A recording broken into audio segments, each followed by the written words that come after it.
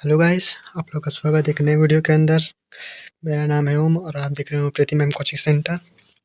तो है chapter number 9 क्या है? प्रकाश का परावर्तन तथा अपवर्तन, यानी फिजिक्स का चैप्टर नंबर 1। फिजिक्स का चैप्टर नंबर 1 के क्वेश्चन आंसर बताएंगे, मतलब एक एक लाइन के क्वेश्चन आंसर, ज़्यादा बड़े बड़े नहीं कहेंगे, जो कि एक MCQ क्वेश्चन हो सकता है, सब कुछ हो सकता है समझ में।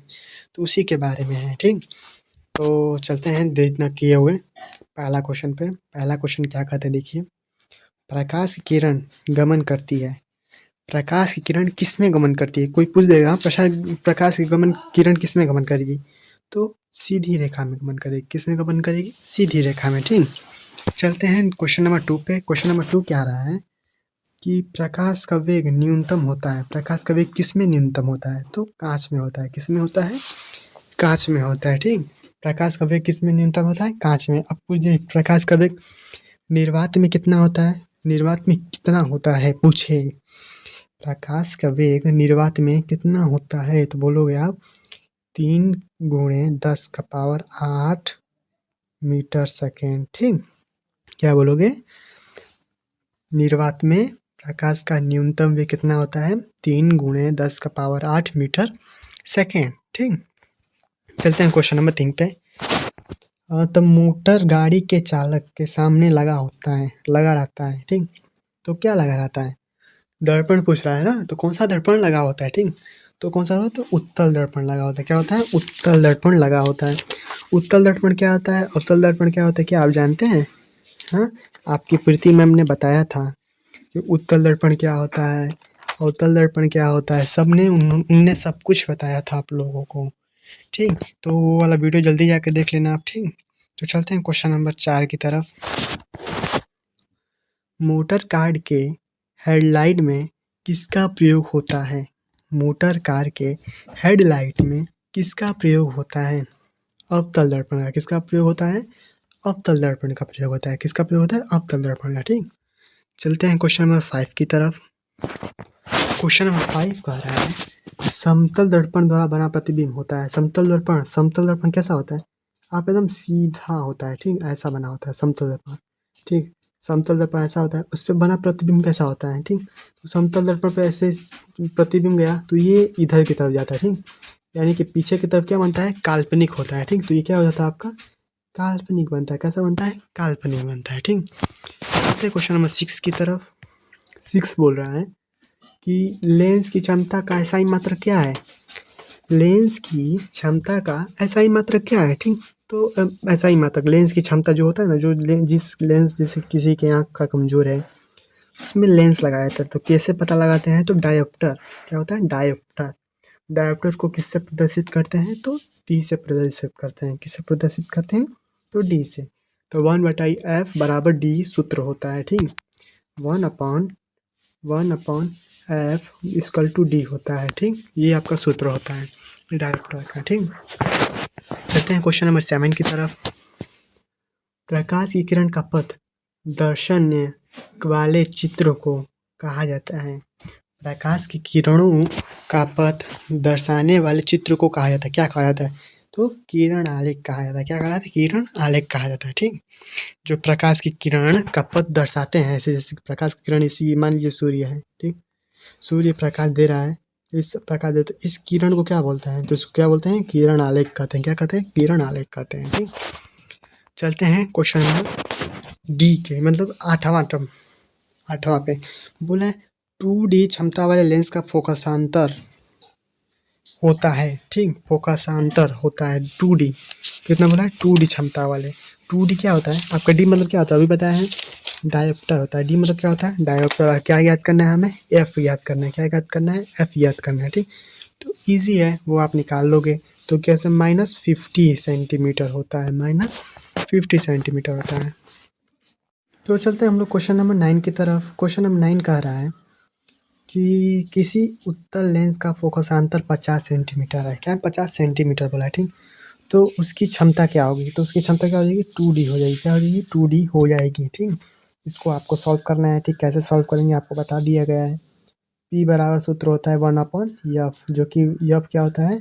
मीटर में होता है। क्या नहीं? फोकस किस में होता है? मीटर में होता है, वो भी माइनस में, ठीक। तो चलते हैं क्वेश्चन नंबर 10 की तरफ।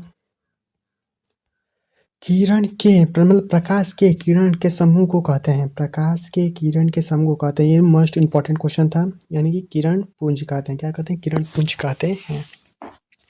क्वेश्चन नंबर 11 की तरफ चलते हैं। क्वेश्चन नंबर 11 कह रहा है उत्तल लेंस की क्षमता होती है।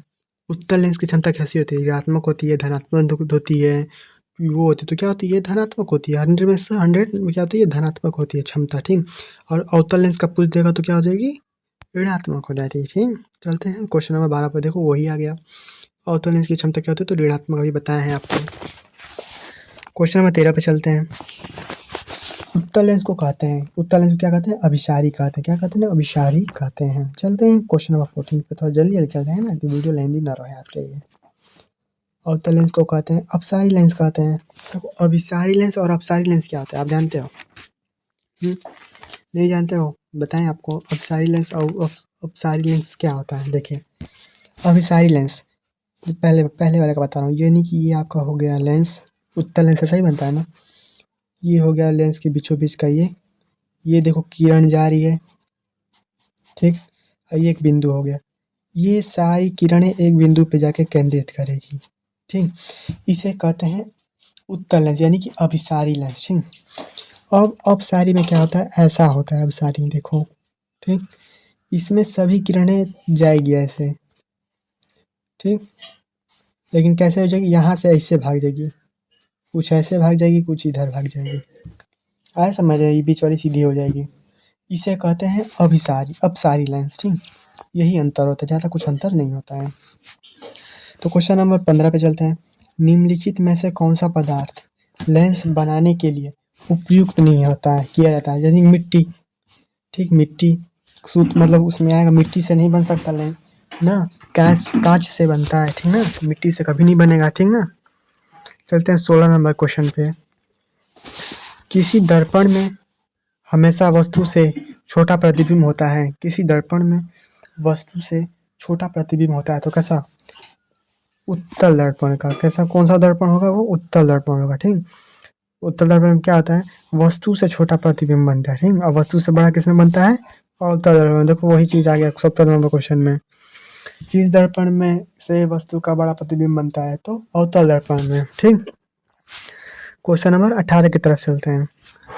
प्रकाश के परावर्तन के कितने नियम होते हैं? प्रकाश के परावर्तन के कितने नियम होते हैं? तो 2 नियम होते हैं। कौन कौन से 2 नियम होते हैं? प्रथम नियम, देखो मैं बोल रहा हूँ, आप लिख लो, ठीक। प्रकाश के मतलब क्या? परावर्तन के नियम कौन कौन से होते हैं? प्रथम नियम लिखो, कॉपी निकालो जल्दी से, जल्दी कॉपी निकालो, बोल रहा हूँ मैं। निकाल लिया कॉपी? बोल रहा हूँ मैं।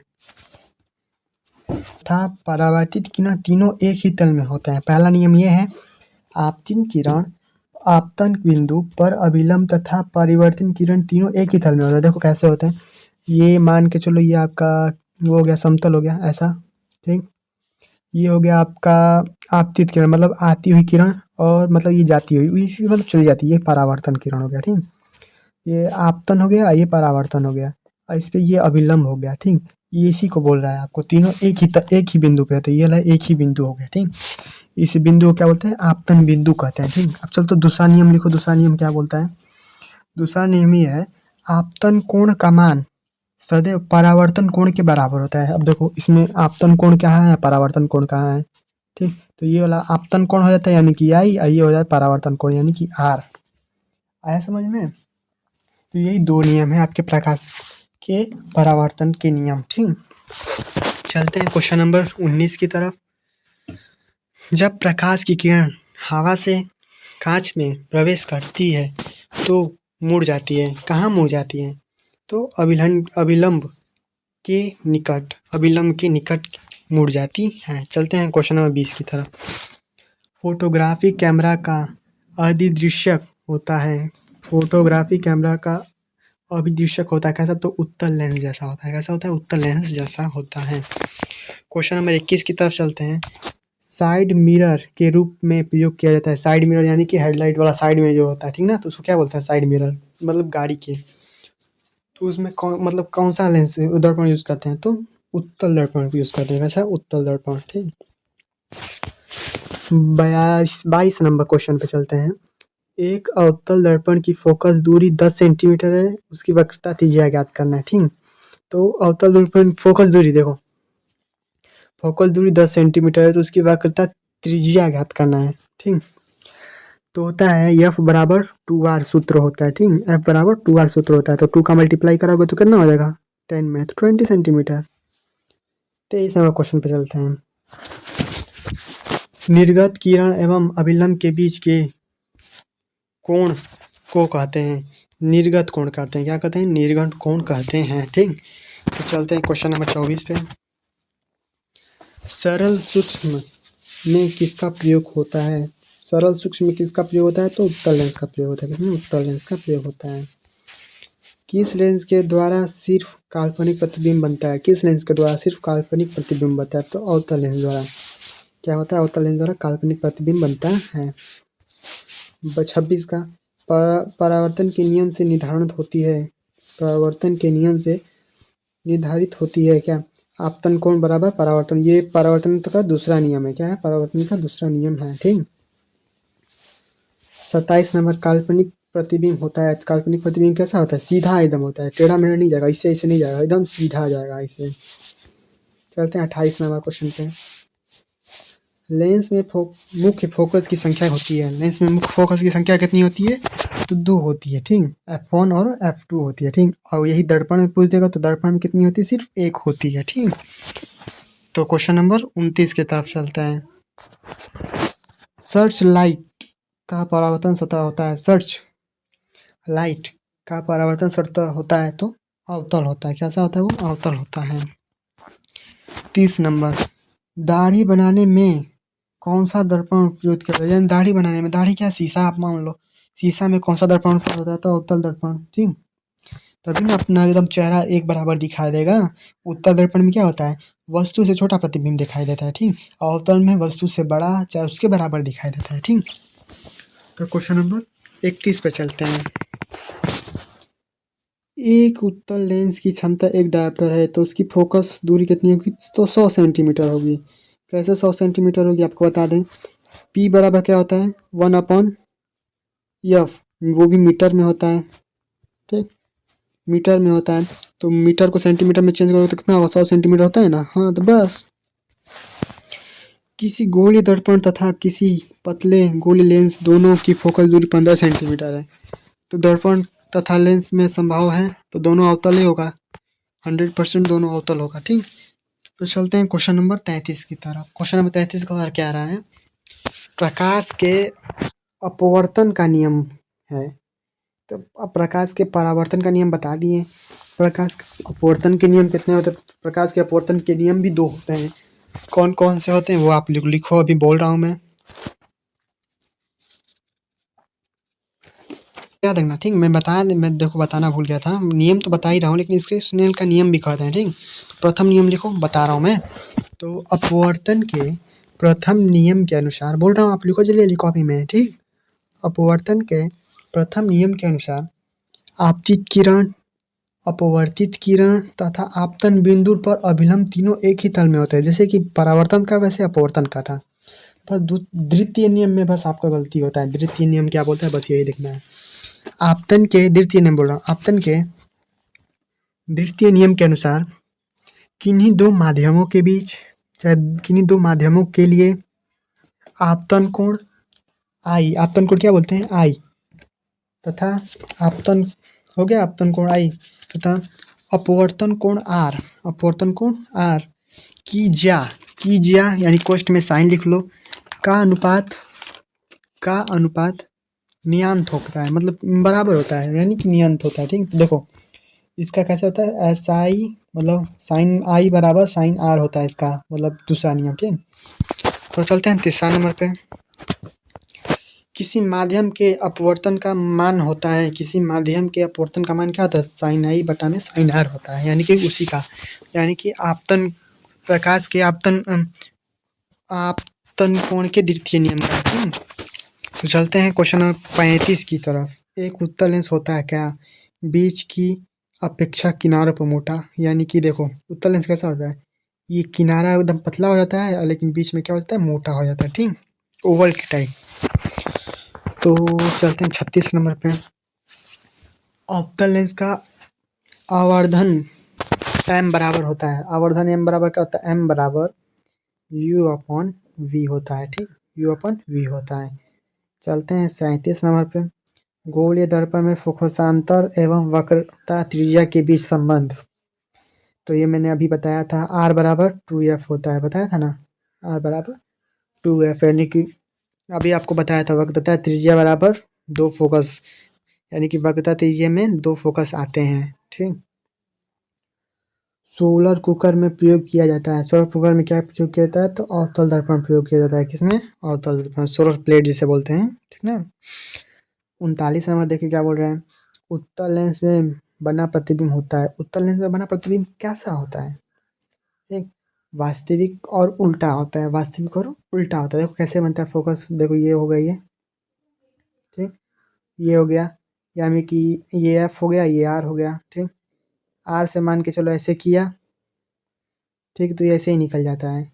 एक यहाँ से आता है, एक यहाँ से निकल जाता है। यही देखो, यही वाला बीच वाला बनता है। ठीक, इसी को बोलते हैं वास्तविक और उल्टा प्रतिबिंब बनता है। चलते हैं क्वेश्चन नंबर 40 पे। उत्तल लेंस में जब बीम एफ और 2f के बीच रखा जाता है तो प्रतिबिंब बनता है। जब उत्तल लेंस में बीम एफ और 2f के बीच रखा जाता है तो प्रतिबिंब बनता है, तो बड़ा और वास्तविक बनता है। क्या होता है? बड़ा और वास्तविक बनता है। दो वक्र पृष्ठों के से घिरे हुए मध्य को कहते हैं। दो वक्र इससे यानी कि घिरा हुआ है, इसको क्या बोलते हैं? तो गोलीय लेंस कहते हैं। क्या कहते हैं? इसे गोलीय लेंस कहते हैं। चलते हैं 42 नंबर क्वेश्चन पर। वह गोलीय दर्पण जो बाहर की तरफ वक्रीय होता है, बाहर की तरफ यानी कि ऐसा बाहर की तरफ मतलब चौड़ा होता है, तो यही क्या है? उत्तल दर्पण होता है। ऐसा बताया है आपको, सब कुछ बताया है। ठीक, गोलीय दर्पण के परावर्तक पृष्ठ के केंद्र को दर्पण का कहते हैं, तो ध्रुवीय कहते हैं। क्या कहते हैं? ध्रुवीय कहते हैं। ठीक, चलते हैं क्वेश्चन नंबर 44 पे। किसी लेंस द्वारा उत्पन्न आवर्धन का SI मात्रक क्या होता है? तो मात्रक विहीन कहते हैं। क्या कहते हैं? मात्रक विहीन कहते हैं। चलते हैं 34 नंबर, 45 नंबर। लेंस के केंद्रीय बिंदु को कहते हैं, लेंस के केंद्रीय बिंदु क्या कहते हैं? प्रकाशिक केंद्र कहते हैं। क्या कहते हैं? प्रकाशिक केंद्र कहते हैं। 45 नंबर क्वेश्चन। किसी शब्दकोश में पाए गए छोटे अक्षर को पढ़ते समय आप निम्न में से कौन सा लेंस पसंद करेंगे? तो 5 सेंटीमीटर फोकल दूरी का उत्तल लेंस, 5 सेंटीमीटर फोकल दूरी का उत्तल लेंस पसंद करोगे आप। ठीक, 47 इनमें से कौन दर्पण का सूत्र है? तो 1v प्लस 1/u बराबर 1/f, ये सूत्र होता है दर्पण का। ठीक, 1/v plus 1/u equal to 1/f, ये एकदम याद कर लेना। ठीक, दर्पण का, और यही लेंस होता तो बीच में माइनस लग जाता। ठीक, बस यही होता है। गोलीय दर्पण का वक्त केंद्र किस अक्षर का निरूपित करता है? तो सी की तरफ निरूपित नहीं, ऐसा बनता है दर्पण। कैसा बनता है आपका? ऐसा बनता है। ठीक, ये ऐसा ऐसे कर दिया तो ये क्या हो गया आपका? वो उत्तल हो गया। यही बाहर का बन जाएगा तो ये क्या हो जाएगा? उत्तल हो जाएगा बस। तो निर्वात में प्रकाश की छाल, यही तो बताया हूँ। देखो चाल है, छाल नहीं है, चाल है ये। ठीक, चाल, ये चाल है, गलती लिख दिया गया है, चाल है। ठीक, तो 3 × 10⁸ मीटर सेकेंड होता है। ठीक, ये 8 ऊपर है। ठीक, ये 8 क्या है? ऊपर है। ठीक, तो चलते हैं 50 नंबर क्वेश्चन पर। दंत विशेषज्ञ मरीज के दांतों का बड़ा प्रतिबिंब देखने के लिए दर्पण का प्रयोग करते हैं। दंत विशेषज्ञ मतलब क्या होता है?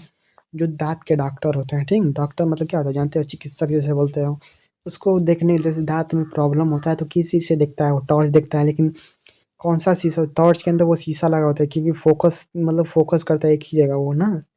तो अवतल दर्पण, ठीक, किसका? अवतल दर्पण का प्रयोग होता है। 51 नंबर। पतले लेंस का आवर्धन क्षमता होता है तो कम होता है। पतले लेंस, एकदम पतला लेंस रहेगा उसका आवर्धन क्षमता कम हो जाएगा। जितना मोटा रहेगा उसका थोड़ा बड़ा रहेगा, ज़्यादा रहेगा। मोटे लेंस का आवर्धन क्षमता क्या होता है? अधिक होता है। देखो अभी बताया है। मोटे लेंस का क्या होता है ना? अधिक होता है। चलो 53 नंबर क्वेश्चन, अवतल दर्पण के ध्रुव और मुख्य फोकस के बीच रखे बीम का प्रतिबिंब की प्राकृतिक होती है। तो अब इस आपसी और सीधी, ठीक। चल तो क्वेश्चन नंबर 54 पे, उत्तल लेंस का प्रकाशीय केंद्र और मुख्य फोकस के बीच रखे बीम का प्रतिबिंब की प्रकृति होती है। तो आभासी और एवं सीधी होती है, आभासी एवं सीधी होती है। तो 55 नंबर, अवतल दर्पण के मुख्य फोकस पर रखे बीम का प्रतिबिंब की स्थिति होती है तो अनंत पर होती है। अनंत कहाँ होती है? अनंत पर होती है, ठीक। 56 नंबर पे, उत्तल लेंस के फोकस मुख्य फोकस पर रखा प्रतिबिंब की स्थिति होती है तो अनंत पर होती है, ये भी अनंत होता है, ठीक। 57, अवतल लेंस के मुख्य फोकस पर रखे बीम का प्रतिबिंब की स्थिति होती है तो प्रकाश केंद्र और फोकस के बीच, प्रकाश केंद्र और फोकस के बीच। 58, अवतल लेंस के सामने अनंत पर रखे बीम का प्रतिबिंब स्थिति होती है तो फोकस पर होती है, किस पे होती है? फोकस पर होती है। अगले क्वेश्चन पे चलते हैं, अवतल दर्पण के सामने अनंत पर रखे बीम का प्रतिबिंब स्थिति होती है तो फोकस पे होगी, कहाँ होगी? फोकस पे, एकदम छोटी सी बनती है, फोकस पे ही बनेगी, ठीक। तो 60 नंबर क्वेश्चन पे चलते हैं। 60 नंबर क्वेश्चन बोला है, लेंस के प्राकर्षिक केंद्र से गुजरने वाली प्रकाश किरण अपवर्तन के पश्चात 7 रंग में विभाजित हो जाती है। कौन से रंग में? 7 रंग में विभाजित हो जाती है, ठीक। जो 61 नंबर क्वेश्चन है, मुख्य फोकस से गुजरने वाली किरण उत्तल लेंस से अपवर्तन के पश्चात कैसे होती है? तो निर्गत किरण मुख्य अक्ष के समानांतर जाती है, निर्गत किरण के मुख्य अक्ष के समानांतर जाती है। आपका लास्ट क्वेश्चन है, ये है। तो देखो यार, इतना जल्दी खत्म हो गया वीडियो, लेंथी तो नहीं की है, एकदम जल्दी ले पढ़ाएं आपके लिए, ठीक। वीडियो अच्छा लगा तो लाइक कर देना, ठीक। तो 62 नंबर यानी कि सेशन का लास्ट क्वेश्चन, सेशन का नहीं, इस वीडियो का लास्ट क्वेश्चन, मुख्य अक्ष के समानांतर आने वाली कोई प्रकाश किरण अवतल लेंस के परावर्तन के पश्चात निर्गत किरण मुख्य अक्ष के दूर हो जाती है, ठीक। तो ये था आपका क्वेश्चंस, जो कि सारे क्वेश्चंस कंप्लीट करा दिए मैंने, और मैम ने आपका एमसीक्यू क्वेश्चन सारा पढ़ा दिया गया, उसका प्ले लिस्ट में बना दिया हूँ, उसको जाके जरूर देख लें। प्ले लिस्ट में सर 1 से लेकर पूरा एकदम अनंत, मतलब जहाँ तक चैप्टर है समाप्त, वहाँ तक का मोस्ट इम्पॉर्टेंट एमसीक्यू क्वेश्चन है, साइंस का देख लीजिएगा। और ये है आपके मतलब 1 लाइन क्वेश्चन, मतलब क्वेश्चन बड़ा भी आएगा तो उसमें बना के आप लिख दोगे तो नंबर मिल जाते हैं, ठीक। तो वीडियो अच्छा लगा तो लाइक कर देना, कम शेयर कर देना और सब्सक्राइब करना मत भूलिए, ठीक। तो क्वेश्चन नंबर चैप्टर नंबर 2 अगली वीडियो में मिलते हैं आपको, ठीक। तब तक के लिए बाय बाय।